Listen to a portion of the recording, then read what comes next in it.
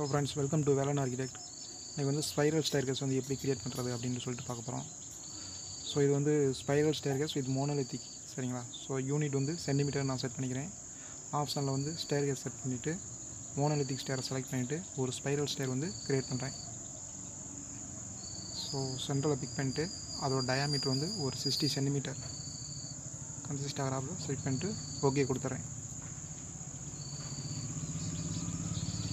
So வந்து ஒரு spiral staircase வந்து ரெடி ஆகிருக்கு. இப்போ இதில் வந்து சில நம்ம எடிட்டிங்ஸ்லாம் பண்ணணும். ஸோ ஃபஸ்ட்டு முதல்ல வந்து அதோட ஹேண்ட் ரையில் வந்து நம்ம வந்து டெலிட் பண்ணணும்.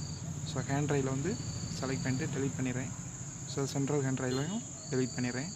ஸோ அந்த ஸ்டேர்கேஸை செலக்ட் பண்ணிவிட்டு அதோட எடிட்டிங் டைப் போயிட்டு ரைட் சப்போர்ட்டில் ஸ்ட்ரிங்கர் க்ளோஸ்டு கொடுத்துருங்க. அதில் அந்த ஆப்ஷனில் போய்ட்டு உள்ளே போய்ட்டு அதோட ஹைட் வந்து 100 சென்டிமீட்டர் கொடுத்துட்டு அதோட பை கேட்டகரி மெட்டீரியல்ஸ் வந்து பார்த்திங்கனாக்க ஏதாவது ஒரு காங்கிரீட் மெட்டீரியல் கொடுத்துடலாம்.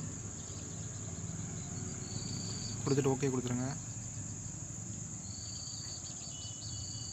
அப்ளை கொடுத்துட்டு ஓகே கொடுத்தோன்னா ரைட் சைடில் மட்டும் நமக்கு ஒரு ஹேண்ட் ரைல் வந்து க்ரியேட் ஆகி ஒரு மோனோலித்திக் ஸ்டேர்கேஸ் வந்து ரெடி ஆகும். சரிங்களா? ஸோ இதை ரியலிஸ்டிக் வியூவில் பார்த்தோம்னா நமக்கு கிளியராக தெரியும். ஓகே, இப்போ லெவல் 1 போய்க்கிறேன். இப்போ சென்டரில் வந்து ஒரு காலம் வந்து செட் பண்ணுவோம். ஸோ லோடு ஃபேமிலியில் போய்ட்டு காங்கிரீட் ரவுண்டு காலம் செலக்ட் பண்ணிட்டு ஓகே கொடுத்துட்றேன். அதோட எடிட் ஆகி போய்ட்டு டெப்த்து பார்த்துட்டு இதோட ஹைட்டும் வந்து நான் செட் பண்ணிடுறேன்.